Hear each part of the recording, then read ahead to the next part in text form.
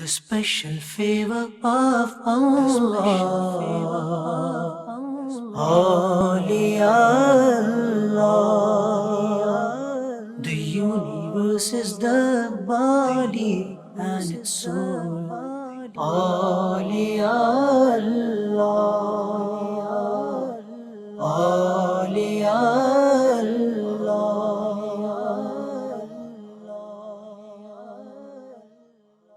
Alhamdulillahi Rabbil Alameen, wassalatu wassalamu ala Sayyid al-Mursaleen. Amma ba'd, fa'awudhu billahi min shaitanir rajim, bismillahir rahmanir rahim. As-salatu wassalamu alayka ya Rasulullah, wa ala alika wa ashabika ya Habiballah. As-salatu wassalamu alayka ya Nabi Allah, wa ala alika wa ashabika ya Nur Allah. MashaAllah. Viewers of Madani Channel, welcome to our special series of programs, Yesterday, Today and Tomorrow. And in these series of programs, we feel that as Muslims, we have a rich heritage. We have such a rich heritage, a history behind us. We have all these role models behind us, and yet we're unaware of them. We don't know who our true role models are. We don't know much about our rich heritage. And so if we can learn from the events of yesterday, make a change in our lives today, and have a better tomorrow. And that is the basis of this program. And inshallah, today we're going to learn about a great personality, one of the greatest personalities in the history of Islam, inshallah. We're going to learn about him today. But before we begin, we're going to be giving you a blessing of reciting Durud Pak upon the Prophet of Allah sallallahu alaihi wasallam. It is narrated that Sayyidina Sheikh Abul Hassan Bistami rahmatullah ta'ala said that I prayed to Allah Azza wa Jal to see Sayyidina Abu Salim Mu'azzin in my dream. My prayer was answered and I saw him in my dream in a very good condition. I inquired him, "O Abu Salih, tell me something about you." He replied that I would have been destroyed if I had not recited salat upon the Prophet of Allah sallallahu alaihi wasallam in abundance. Viewers of Madani Channel, this is just one of the blessings of reciting Durud Pak. If you watch Madani Channel, you'll see many countless blessings of reciting Durud Pak upon the Prophet of Allah sallallahu alaihi wasallam. This one you may say, well, it's a dream, but there are many blessings in which the Prophet of Allah sallallahu alaihi wasallam himself has said this. And when we listen to the blessings of reciting Durud Pak upon the Prophet of Allah sallallahu alaihi wasallam, you start to understand the authority, you start to understand the status that the Prophet of Allah sallallahu alaihi wasallam has. When he says that the Prophet of Allah sallallahu alaihi wasallam said that if you recite Durud Pak upon me with love and devotion just 3 times during the day and 3 times during the night, it will become incumbent upon Allah Azza wa Jal to forgive all the sins that you committed during the day and all the sins that you committed during the night. Now we all know that the forgiver of sins is Allah Azza wa Jal, but the Prophet of Allah sallallahu alaihi wasallam, he has this authority. He has this status to make the statement that if you recite salat upon me, then Allah Azza wa Jalla will forgive all the sins that you have committed. So please, viewers of Madani Channel, we've said it many times before. We'll continue to say it until we make it a habit. That try and take time out. Make time so that you have a certain portion of time during the day where you recite Durud Pak upon the Prophet of Allah sallallahu alaihi wasallam. Now that might necessarily be a time where you absolutely do nothing. You know, it might not be a time where you're absolutely doing nothing. There are people that have a certain fixed time where they have a cup of tea. Yeah, there's a certain time in the day they'll have a cup of tea, they'll have the biscuits, and that's a fixed time for them. But what is stopping me? Drinking my tea and reciting Durud Pak upon the Prophet of Allah sallallahu alaihi wasallam at the same time. Whilst the tea is going down, I'm thinking about my next sip of tea.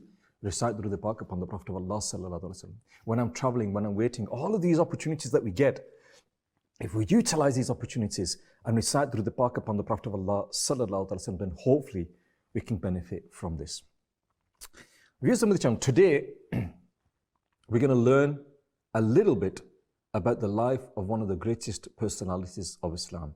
Now, when we talk about the great personalities of Islam, we talk about our pious predecessors. Then when the next level of those that are the awliya, those people, and then beyond that we get to the tabi'een, the tabi, and then we get to the companions of the Prophet of Allah sallallahu alaihi wasallam. And the greatest role model above all is none other than obviously the Prophet of Allah sallallahu alaihi wasallam. But between that status of the prophets and the Sahaba, there are certain companions of the Prophet of Allah sallallahu alaihi wasallam that have a greater status amongst themselves than all the others. And amongst them are the Khalifatul Rashidin, the 4 righteous Khalifas. And amongst them one Khalifa, Sayyiduna Usman Ghani. Today, inshaAllah, we're going to learn a little bit about his life. And when on Madani Channel or anywhere, when you go to an ijtima, you listen to a bayan, you know, don't just think to yourself that the person's telling you a story. You know, I'm going to tell you some events that took place, and through these events, we'll learn the status that he had. But I don't want you to just take it as a story. Wow, that's a nice story, isn't it? I can tell that story to my kids. No. The events that took place 1400 years ago in the cases of the companions of the Prophet of Allah and the Prophet of Allah, the events that took place with the Tabi, the Tabi'in, the Buzurgan Deen, the pious predecessors, the Awliya, all of these took place hundreds of years ago. Them stories, them events, they were preserved. They were passed down from generation to generation to generation. Why? That is a question that we need to ask. And the reason why they were passed down from generation to generation to generation is so that we can benefit from them. Not so that it'll make a good storybook. You know, we can have a great storybook of all these stories and think, wow, what an interesting story that is, you know. No, that's not the reason. They are brought to us, they've been saved to us, they've been secured to us, passed down from generation to generation. So as Muslims, we can benefit from the events that took place yesterday to make a change today to have a better tomorrow. I'm going to give you an event that took place between two companions of the Prophet of Allah sallallahu alaihi wasallam. One is Sayyiduna Hazrat Usman Ghani radiallahu anhu, and the other is the great companion Sayyiduna Hazrat Umar Farooq radiallahu anhu. These two companions, they became the righteous caliphs in their time. They were busy doing work that was instructed to them by the Prophet of Allah sallallahu alaihi wasallam. And what happened was that Salatul Asr, the time for Salatul Asr drew near. And Sayyidina Hazrat Umar Farooq radiallahu anhu, he asked, he said to Sayyidina Usman Ghani radiallahu anhu, that you lead the salah. You lead the salah. And this is, you know, that happens, that people will say to the person, you lead the salah. Sayyidina Usman Ghani replied to him that, no, you are more deserving. You are more deserving than me and the greatest, and because the greatest Prophet of Allah sallallahu alaihi wasallam has given you preference over others and he has appreciated you. So he said that you should read it because the Prophet of Allah sallallahu alaihi wasallam has given you a preference. Sayyidina Hazrat Umar bin Khattab radiallahu anhu replied that I would not leave because I've heard that the Prophet of Allah sallallahu alaihi wasallam saying that how excellent Usman is. He is my son-in-law and the husband of my two daughters. Allah has gathered my nur, my light in him. Sayyidina Usman Ghani, in reply to this, that he said, I would not lead because I have heard the Holy Prophet sallallahu alaihi wasallam saying that Allah has completed Islam with Umar. Allahu Akbar. Sayyidina Hazrat Umar bin Khattab radiallahu anhu then said that I would not lead because I heard the Prophet of Allah sallallahu alaihi wasallam saying that even the angels feel shy before Sayyidina Usman Ghani radiallahu ta'ala. Allahu Akbar. Sayyidina Usman Ghani then replied to this. He said that I would not lead because I have heard the Prophet of Rahmah sallallahu alaihi wasallam saying that Allah has accomplished deen by my ummah and he has honored the Muslims through him. Sayyidina Umar bin Khattab radiallahu anhu replied, imagine this beautiful conversation that was taking place. He said that I would not lead because I've heard the Prophet of Allah sallallahu alaihi wasallam saying that Usman will collect the glorious Quran and he is the beloved of Rahman. Allahu Akbar. Sayyidina Usman Ghani radiallahu anhu replied that I would not lead because I have heard the blessed Prophet of Allah sallallahu alaihi wasallam saying that how excellent Umar is. He looks after widows and orphans and feeds them when people are asleep. Allahu Akbar. Sayyidina Hazrat Umar bin Khattab radiallahu anhu, he said that I would not lead because I've heard the Prophet of Allah sallallahu alaihi wasallam that Allah has granted forgiveness to Usman who prepared the army of Ghazwa Tabuk. Allah, this was a time where in that army that Sayyidina Usman Ghani, he gave so much in the way of Allah Azza wa Jal. Sayyidina Usman Ghani replied that I would not lead because I have heard the Prophet of Allah sallallahu alaihi wasallam doing dua in this way. He supplicated in this way. And he said, oh Allah, grant us dignity by Umar bin Khattab radiallahu ta'ala. Allahu Akbar. When the Prophet of creation, when the Prophet of Allah sallallahu alaihi wasallam came to know of this beautiful conversation that had heard about this, he appreciated their courtesy and the excellence of their manners. Allahu Akbar. Here's the Madani Channel. This conversation that took place today, you know, when someone praises you, when someone says something good about you, then your nafs takes over to say, yeah, I'm better. I'm a better person. But in this particular case, whenever one of the companions would praise the other companion, instead of saying, okay, fair enough, I'll lead the namaz. No, I'm not leading the namaz because you are better than me. And he would say, no, you are better than me, you are better. And this conversation took place. And not only did it be that you are better than me, they came with daleel, with proof, with reasoning and logic, and they came with the sayings of the Prophet of Allah sallallahu alaihi wasallam, where the Prophet of Allah sallallahu alaihi wasallam had said this about you, he said this about you. He said, if he said this about you, how can I read the namaz? But then he would say, well, I've heard the Prophet of Allah sallallahu alaihi wasallam saying this about you, then how can I lead the namaz? This is, you know, from this beautiful, and it is a beautiful narration. From this beautiful narration, you learn a few things. Number one, you learn the love and the respect that the companions had for each other. That nowadays, we should be praising each other. They say that, there's a beautiful saying I've heard, that if you want to praise someone, praise them in public. If you want to reprimand them or correct them individually. But the companions, they would praise each other to their face and praise each other and say that, how can I do that? I'm not worthy of this status because of you. And this is how they had. And the second thing we learn, and within the second, there's a lot of things to learn, is the sayings of the Prophet of Allah sallallahu alaihi wasallam about these particular companions. About how Sayyiduna Hazrat Umar Farooq radiallahu ta'ala was. How Sayyiduna Hazrat Usman Ghani radiallahu ta'ala, how he was. And from this, we come to learn the status of Sayyiduna Hazrat Umar Farooq radiallahu ta'ala, and we come to learn the status of Sayyiduna Hazrat Usman Ghani radiallahu ta'ala. Now, with that in mind, that the greatest of creation, the mercy to all the worlds, the Prophet of Allah sallallahu alaihi wasallam is saying this about these individuals. Then as Muslims, surely it should now be upon us to think, you know what? If the Prophet of Allah sallallahu alaihi wasallam is saying this about these people, what are these people really like? What are these individuals like? If the Prophet of Allah sallallahu alaihi wasallam has praised them to that level, that they had this status that they had this maqam, this authority that they had, that they were such great helpers of the deen, they made so much sacrifices for the deen, that are these people not our role models? Should these not be the people that we look up to and follow and find out how they live their lives? The individuals that we try to make our role models. What has happened to us? Have these become our role models? That we want to wear our jeans like them? We want to wear our shirts like them? We want to have our hair like them? We want to have cuts here and cuts there and make our faces like them? Why? Why do we want to make our faces like them? Why do we want to wear our clothes? Because what has happened is we have made them our role models. We have made them our role models, but our true role models are these people, these individuals.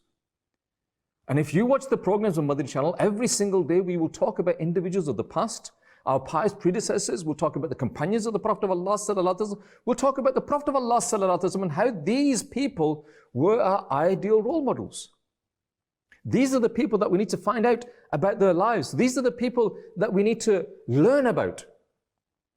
But if I was to say to you, what do you know about Sayyiduna Usman Ghani radiallahu anhu? Yeah, there may be a lot of you who say that, mashallah, they watch Madani Channel. Maybe they do. But generally, do we? If it wasn't for Madani Channel, let's be honest, if it wasn't for Madani Channel, what would you know about Sayyiduna Hazrat Usman Ghani radiallahu anhu? What would you know about Sayyiduna Hazrat Umar Farooq radiallahu anhu? I remember actually, sitting with youngsters, and I've done this many, many times. Say to them that name me, 10 football players, they can do it. Name me 10 cricket players, they can do it. Name me 10 politicians, they can do it. 10 film stars, they can do it. 10 singers, they can do it. But name me 10 companions. Name me them 10 companions who were guaranteed paradise during the lifetime of the Prophet of Allah sallallahu alaihi wasallam. Name me 10 prophets, and all of a sudden we struggle. Why? Because we've not focused on these people as our role models. We're not focused on the life of the Prophet of Allah sallallahu alaihi wasallam and how these companions, they were alongside him and the sacrifices that they made for the deen.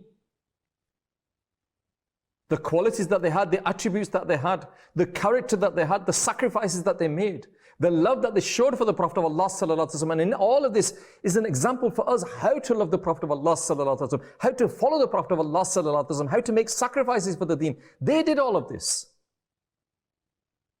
And so in their lives are examples for us. And that's why we keep on stressing, viewers on Madani Channel, that our deen, as Muslims, we are very, very fortunate that we have this rich heritage. That we should go back to these great personalities, learn about their lives. Find out what they did.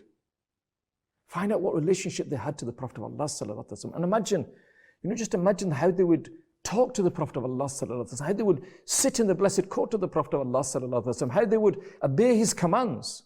Nowadays we claim to be lovers of the Prophet of Allah sallallahu alaihi wasallam. If you want to find what a true lover is, look at the lives of these people. Look at the lives of Sayyidina Hazrat Umar Farooq radiallahu anhu. Look at the lives of Sayyidina Hazrat Abu Bakr Siddiq radiallahu anhu. Look at the life of Sayyidina Usman Ghani radiallahu anhu. Look at the life of Sayyidina Hazrat Ali radiallahu anhu and all the other companions, and you will see what true love is. Then ask yourself, do we love? And then you'll realize what shortfall we have. As the beloved and blessed Prophet of Allah sallallahu alaihi wasallam is the most superior and most virtuous Prophet of Allah, similarly the blessed companions of the Prophet of Allah sallallahu alaihi wasallam are the most superior of all the companions belonging to all the other blessed prophets. Similarly, as I mentioned, the Khulafa Rashideen, they are most superior amongst all the companions. Amir al-Mu'mineen Sayyidina Hazrat Abu Bakr Siddiq is the most superior. Thereafter, Sayyidina Hazrat Umar Farooq, then Sayyidina Usman Ghani, and then Sayyidina Hazrat Ali radiallahu anhu amongst the greatest companions. Now, Sayyidina Usman Ghani radiallahu anhu, he is honored that he can trace his lineage back to the Prophet of Allah sallallahu alaihi wasallam. He is related to the Prophet of Allah sallallahu alaihi wasallam in the 5th generation back. If you go back 5 generations, in the 5th descent of Sayyidina Abd Manaf, thus after Amir al-Mu'mineen Sayyidina Mawla Ali, Sher Khuda, Sayyidina Usman Ghani traces his lineage back to the Prophet of Allah sallallahu alaihi wasallam by just 5 descents. By 5 traces, he gets back to the lineage of the Prophet of Allah sallallahu alaihi wasallam. So, if nothing else, Allahu Akbar, what an excellent lineage that he had. That the lineage that he had of the Prophet of Allah sallallahu alaihi wasallam. Now, in the times of ignorance, the kunya that Sayyidina Usman Ghani had was Abu Amr. And later on, when he got married to the beloved and blessed daughter of the Holy Prophet sallallahu alaihi wasallam, Sayyiduna Ruqayya radiyallahu ta'ala, and Allah blessed them with a son, Sayyidina Abdullah. Thus, Sayyidina Usman Ghani had the kunya of Abu Abdullah, after the name of his beloved son. Both appellations are famous, but Abu Amr is mostly known. Now, in the age of ignorance, before the Prophet of Allah sallallahu alaihi wasallam made the announcement of Islam, Sayyidina Usman Ghani radiyallahu anhu was regarded at that time as well amongst the noble and honored figures of his tribe. Everyone had always been fully overwhelmed by his great and powerful disposition, his character and his mannerisms, as well as his grace and his majestic eminence. It is for this reason that he was soft-natured and a very kind-hearted person. Although he was extremely rich, his lifestyle was very, very simple, and he is a true example of modesty and shyness. Even in the age of ignorance, his blessed personality was free from all evil practices.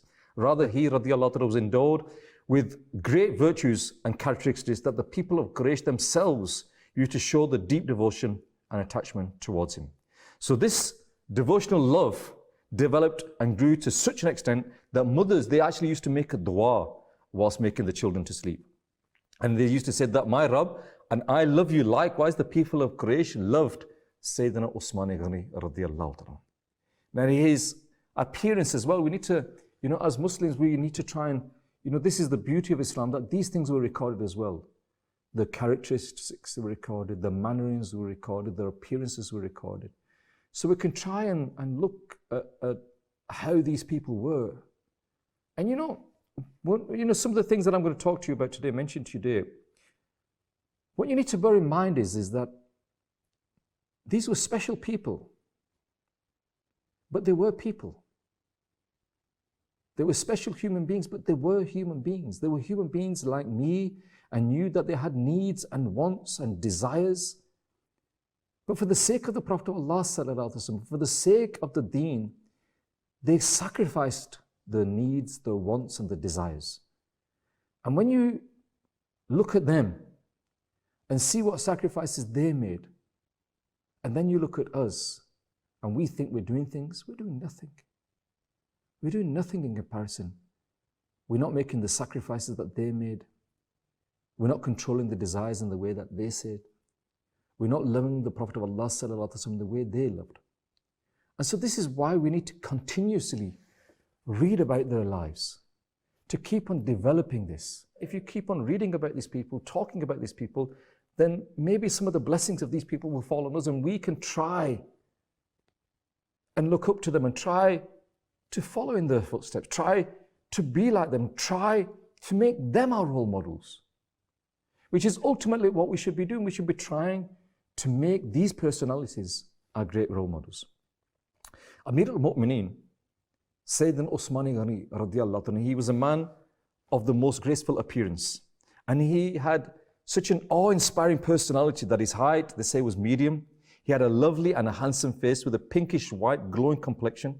He had large cheeks, long ears, beaming and bright teeth. He He had a broad chest, wide shoulders with distance between the shoulders, strong and impressive calves, rather long arms. He had the curly hair on his blessed head in conforming with the Sunnah style hanging below the ears. The blessed beard of Sayyiduna Usman Ghani radiallahu was thick, like the blessed beard of Sayyidina Umar Farooq radiallahu and Sayyidina Hazrat Ali radiallahu. And the skin covered with golden hair.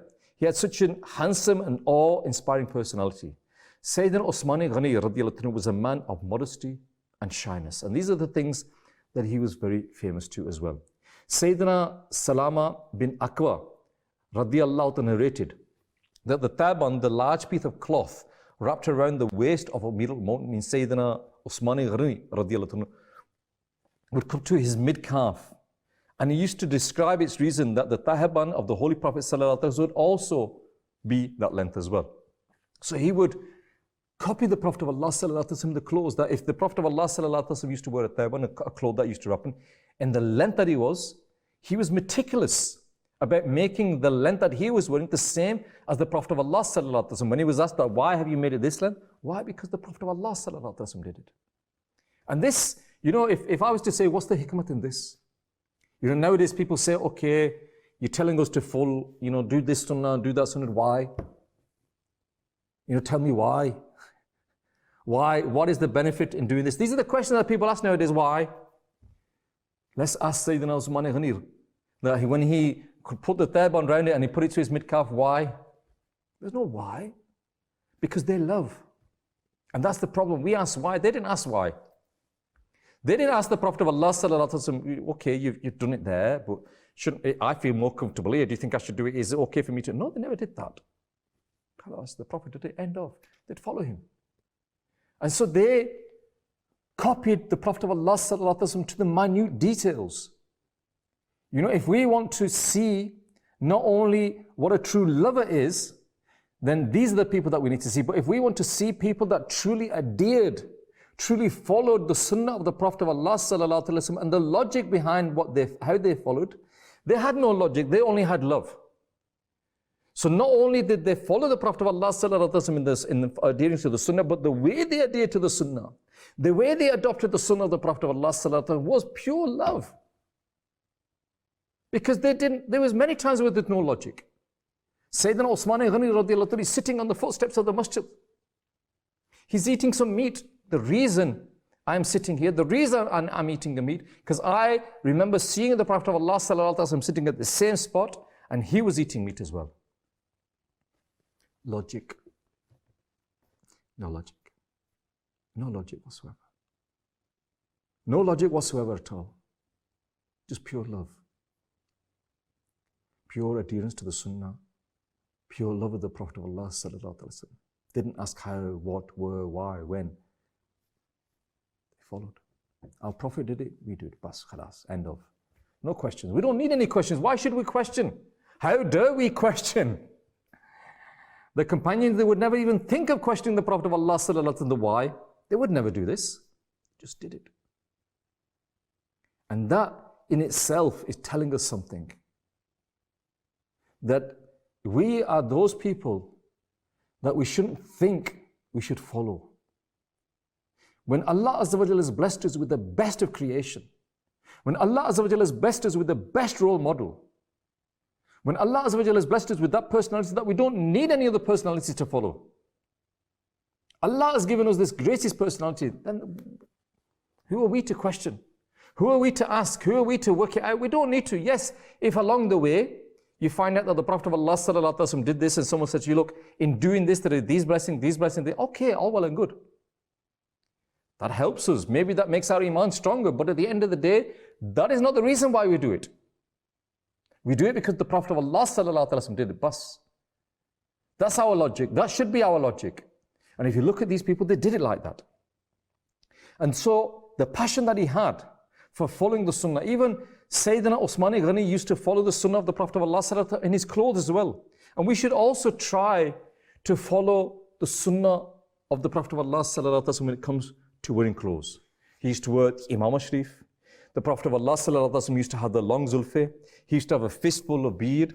He used to apply kohl to the eyes, oil to the head and the beard, and follow and wear white clothes. This was The Sunnah of the Prophet of Allah sallallahu alaihi wasallam. So when I am wearing this, my intention in wearing this white should not be that it looks good on the camera. My intention in wearing this imam shoe should not be that it looks good on the camera. My intention in having this beard should not be that it makes me look good. No. My intention should be is that this is a sunnah of the Prophet of Allah sallallahu alaihi wasallam. This is a sunnah of the Prophet of Allah sallallahu alaihi wasallam. This is a sunnah of the Prophet of Allah sallallahu alaihi wasallam. That's my intention.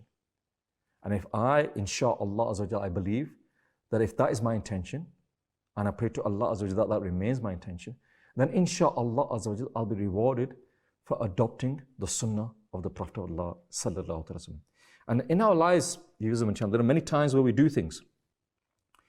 We do things and yet we are doing them according to the sunnah, but we're not doing them with the intention of the sunnah. We cut our nails, and maybe you've learned how to cut your nails and you cut your nails according to the sunnah.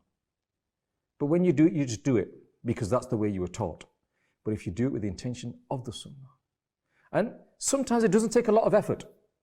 Taking our shoes off, take your left foot off first. Putting our shoes on, put the right foot on first. Now we know that we have to take our shoes off, we have to put our shoes on. But if you do it in this way that I've just mentioned, not only are you fulfilling the sunnah, but you're getting the reward as well. What extra effort am I asking you to do? The only extra effort is that we need that intention. And we need to remember that this is a sunnah and do it.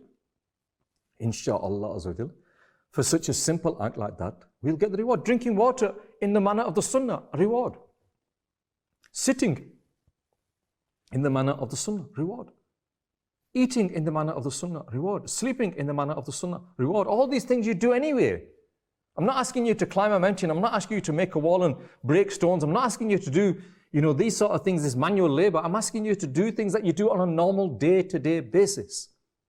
But just do them according to the sunnah. And if we do, then insha'Allah, we will be rewarded.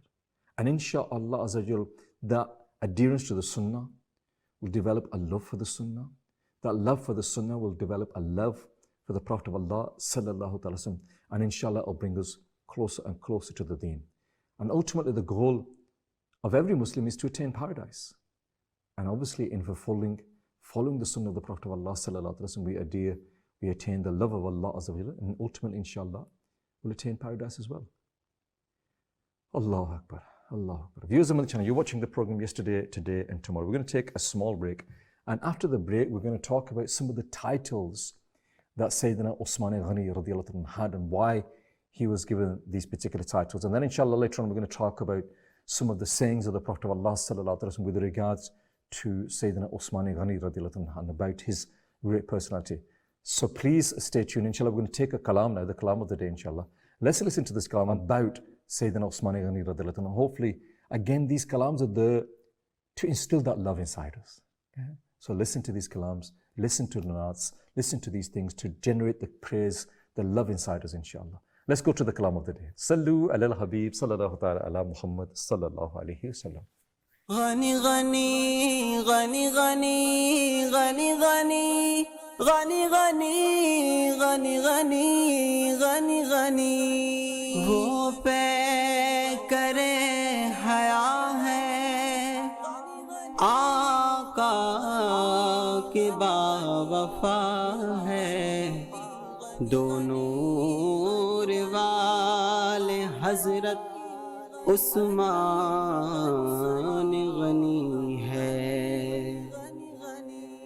कौन जाने मर्तबा उस्मान ज़ुन्नूरैन का कौन जाने मर्तबा उस्मान ज़ुन्नूरैन का हाथ दस्ते मुस्तफ़ा उस्मान ज़ुन्नूरैन का हाथ दस्ते मुस्तफ़ा उस्मान ज़ुन्नूरैन का खुद मोहम्मद मुस्तफ़ा भी जिसका रखते हैं ख्याल खुद मोहम्मद मुस्तफ़ा भी जिसका रखते हैं ख्याल खुद मोहम्मद मुस्तफ़ा भी जिसका रखते हैं ख्याल खुद मोहम्मद मुस्तफ़ा भी जिसका रखते हैं ख्याल, जिसका रखते हैं ख्याल, है वो मयारे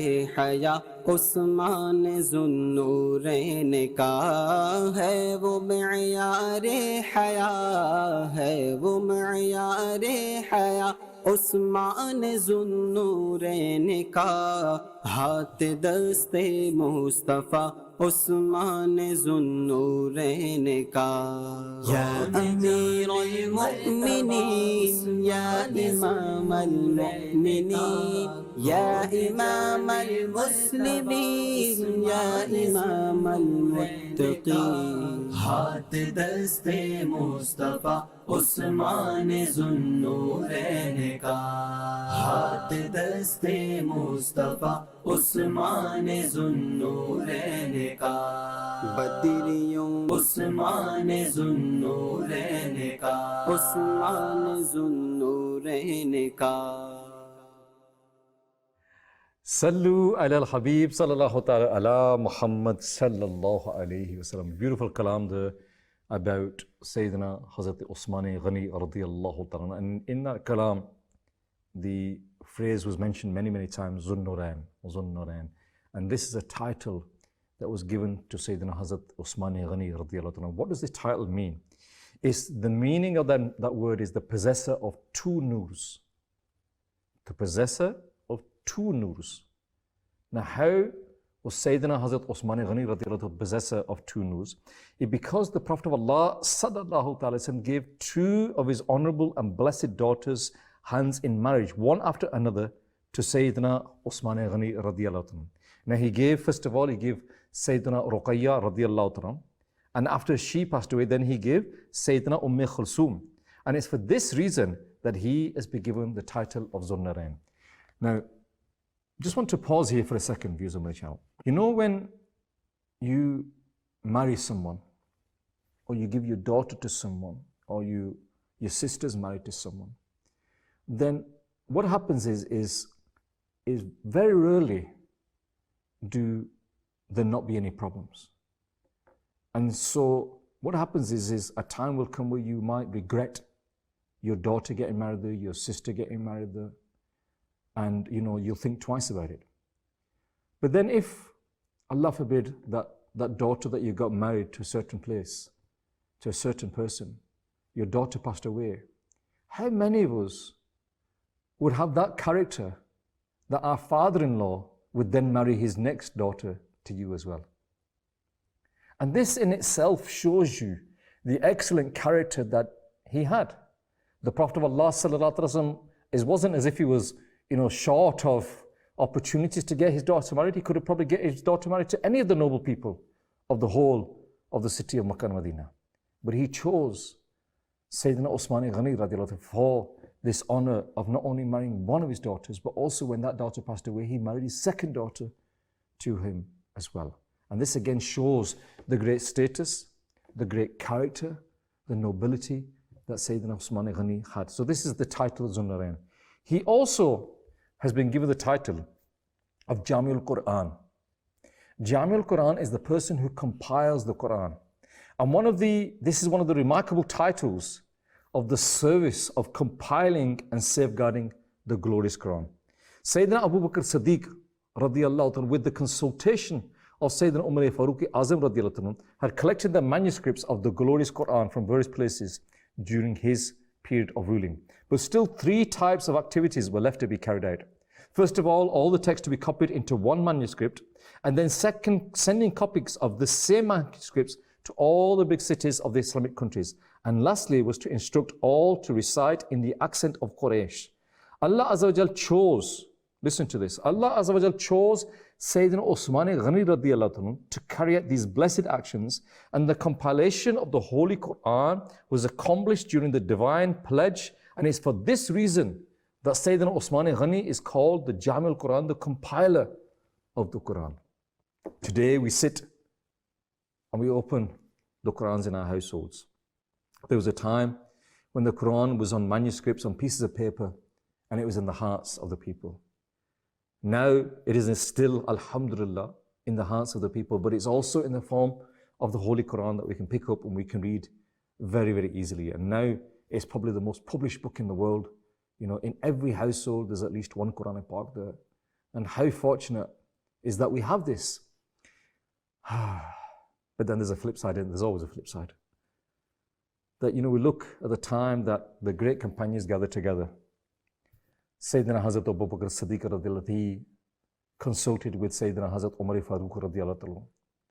And Sayyidina Usman Ghani radiallahu anhu was given the task of compiling this, getting it sent out to all of the cities around the world, and then, you know, checking on all of this and everything. The effort that went into that, the meetings that must have took place, the checking and everything that took place. And today we're blessed with the Quran in our households. How often do we read it? How often do we read the Quran in our households? When was the last time we opened it up and read it? Do we even know where it is? It's in the house somewhere. It's either in that room on top of there, or it could be in that room over there. If it's not there, then it might be over there. And why is that? Why is that? Is that what the Quran is in our house? Is the Quran put in a beautiful piece of cloth, put up on a shelf, and not looked at? Or is it something that on a daily basis we read? Amir Sunnah in the Pieties booklets, he advises us, he guides us that at least 3 verses of the Quran on the daily basis, with translation and commentary, 3 verses. You know, how huge a task is this? Again, Amir Sunnah, the founder of the Islam, is not saying, look, read half the Quran every day, read a full Quran every day, read Surah Baqarah every day, read this. It's not 3 verses, just 3 verses. So viewers of Madani Channel, please make an intention. For the sake of these great companions, for the sake of the sacrifices that they made, that we will read, inshaAllah, at least 3 verses of the Quran every day. Now, Sayyidina Abdur Rahman bin Khabab radiallahu anhu has narrated that I was present in the court of the Prophet of Allah sallallahu alaihi wasallam, who was motivating the Sahaba for the Battle of Tabuk. And Sayyidina Usman bin Affan radiallahu anhu stood up and he said, Ya Rasulullah sallallahu alaihi wasallam, I will take it upon myself to donate 100 camels along with the saddles and other related provisions. The Prophet of Allah sallallahu alaihi wasallam continued to talk to the rest of the companions. And then Sayyidina Usman Ghani radiallahu anhu stood up again and said, Ya Rasulullah sallallahu alaihi wasallam, I bear the responsibility of contributing 200 camels with all the provisions. The Prophet of Allah sallallahu alaihi wasallam resumed his motivational efforts on the other companions. And Sayyidina Usman Ghani radiallahu anhu, once again he stood up and he said, I take the responsibility of 300 camels with all the provisions. And the narrator has further reported that I saw that when the Prophet of Allah sallallahu alaihi wasallam heard this, he came down from his pulpit and he declared twice, from today, whatever Usman does, he will not be held accountable. Allahu Akbar. Whatever Usman does, he will never be held accountable. Who is saying this? Not me. The Prophet of Allah sallallahu alaihi wasallam is saying this, that whatever the Sayyidina Usman Ghani does, he will not be held accountable. Allahu Akbar. Why? Because he had that sacrifice inside him. He had that sacrifice inside him. And he sacrificed what he had, the wealth that he had. Nowadays, we find it very hard to spend in the way of Allah. You know, nowadays, you know, if someone says to you that, you know, we're building a masjid, we need £1,000. £1,000? I can't give £1,000. Even though you got £20,000 in the bank. Even though you got loads of money, you can't even give £100, can't even give £10, can't even give £5. And nowadays, if by a mistake you give a large sum of money, people think there's something, you know, you must be a great personality to give some money. I remember once someone, he was working in a local electrical store. So he was wearing a shirt and a tie and, you know, trousers. And the time for Jummah came, he came. And when they were giving money, he opened his wallet and he was looking for some coins, but he said, I had no coins. I didn't have any £5 notes. I didn't have any £10 notes. I only had £20 notes. And I thought to myself, Ya Rab, you've made me open my wallet. Maybe you want me to give £20 in the way of Allah. I don't normally give it. I normally only give a bit of change, but chalo, okay, Ya Rab, you've you know, made this incident happen, so you give £20. He said the next week when I came to that same masjid, people would come, oh, Dr. Saab, you okay? Dr. Saab, I'm thinking, I'm not a doctor. Why are people calling me doctor? Oh, doctor, you okay? Doctor, you're okay. And I'm going, I'm not a doctor. And all of a sudden they thought he was a doctor. He was someone influential. He was why? Because he'd given £20 last week. You know, why is it like that? Why are we not willing to spend in the way of Allah. Amir al-Mu'mineen Sayyiduna Usman Ghani used to spend an abundance of his wealth for the propagation of the deen of Islam. And similarly, he never lagged behind to present himself with dini services. He embraced Islam in the early days, and he's also known as the one who migrated twice. Because firstly, he migrated to Ethiopia, and then he migrated to Madinah al-Munawwarah. You know, before we get to the end of the program, I want to make sure that I request you all, one, we talked about the Holy Quran today. Please make an intention of reading at least 3 verses of the Holy Quran with translation and commentary on a daily basis. And secondly, make it part of your schedule, find time to read, to study the Deen of Islam, to study these great personalities. With regards to Sayyidina Hazrat Usman Ghani radiallahu anhu, who we were talking about today, the third of the righteous Khalifas, the Prophet of Allah sallallahu alaihi wasallam also praised him. We heard right at the beginning of where the Sayyidina Hazrat Umar Farooq was saying that the Prophet of Allah sallallahu alaihi wasallam said this, the Prophet of Allah sallallahu alaihi wasallam said this, and they were narrating the sayings. But some other sayings from the Prophet of Allah sallallahu alaihi wasallam regarding to Sayyidina Usman Ghani radiallahu anhu. The Prophet of Allah sallallahu alaihi wasallam said that Usman radiallahu anhu is from me. He is from me, and I am from Usman. Allahu Akbar, Allahu Akbar, Allahu Akbar. Can you imagine the Prophet of Allah sallallahu alaihi wasallam saying that? And can you imagine, you know, the feeling that Hazrat Usman Ghani must have had in his heart when he heard that the Prophet of Allah sallallahu alaihi wasallam said that about me? Allahu Akbar. The Prophet of Allah sallallahu alaihi wasallam said, Allah, that every prophet has a companion. And my companion in Jannat, my companion in paradise is Usman bin Affan. Allahu Akbar. Allahu Akbar. Can you, the status, the maqam that he had, that he has, the on in paradise, the companion that the Prophet of Allah sallallahu alaihi wasallam will have, will be Sayyidina Hazrat Usman Ghani, Hazrat bin Usman bin Affan radiyallahu ta'ala. The Prophet of Allah sallallahu alaihi wasallam said that by the intercession of Usman radiyallahu ta'ala, 70,000 people will enter paradise without accountability, upon whom hell would have been wajib, would have been binding upon them. 70,000 people upon whom hell would have been wajib, upon hell who would have been binding, through the intercession of Sayyidina Hazrat Usman Ghani radiyallahu ta'ala, that they will enter paradise without accountability. Who is saying this? The Prophet of Allah sallallahu alaihi wasallam is saying this. That this is the maqam, this is the status of Sayyidina Hazrat Usman Ghani radiyallahu ta'ala. Allahu Akbar. Allahu Akbar. And another quality that we've not really touched upon today is the fact that the Prophet of Allah, that Sayyidina Usman bin Affan radiyallahu ta'ala, he had great modesty, great haya. You know, he was notorious for his modesty, for his haya, and people, you knew how modest he was, how humble he was, how shy he was. And the Prophet of Allah sallallahu alaihi wasallam said, modesty is from Iman. And the most genuinely modest from my ummah, we are included in that. The Prophet of Allah sallallahu alaihi wasallam knew how big his ummah will be. He knew how many people will be in his ummah from then until the day of judgment. The Prophet of Allah sallallahu alaihi wasallam is saying that the most genuinely modest person from my ummah is Usman radiyallahu ta'ala. Allahu Akbar. This, viewers of Madani Channel, is the status of the great Sayyiduna Usman Ghani radiyallahu ta'ala. Now, like I said at the beginning, we have this rich heritage. We have these ideal role models. If people are of this stature, that the Prophet of Allah sallallahu alaihi wasallam said that I am from him, he is from me, that he will be my friend in paradise, that he will intercede for 70,000 people on the day of judgment upon whom hell is wajib. He is the most modest amongst my ummah. Then should this personality not be amongst our role models? Should this be not amongst those people that we look up to and try and follow and adhere? Should this not be the people that we try and read about? Should we not have a thirst inside us now? That look, you know, what a great person. I need to find out about this person. I need to read up about this person. I need to find out how he lived his life. Such a great personality, such a great role model, such a great example of how to follow the Prophet of Allah sallallahu alaihi wasallam, such a great example of how to make sacrifices in the deen of Allah, such a great example of how to adhere to the Sunnah of the Prophet of Allah sallallahu alaihi wasallam, such a great example of how practically to live your life in such a way that the Prophet of Allah sallallahu alaihi wasallam is happy with you, Allah azza wa jalla is happy with you, the Prophet of Allah sallallahu alaihi wasallam is saying that you will be with me and I am with you, and on the day of judgment in paradise you will be with me. Allahu Akbar.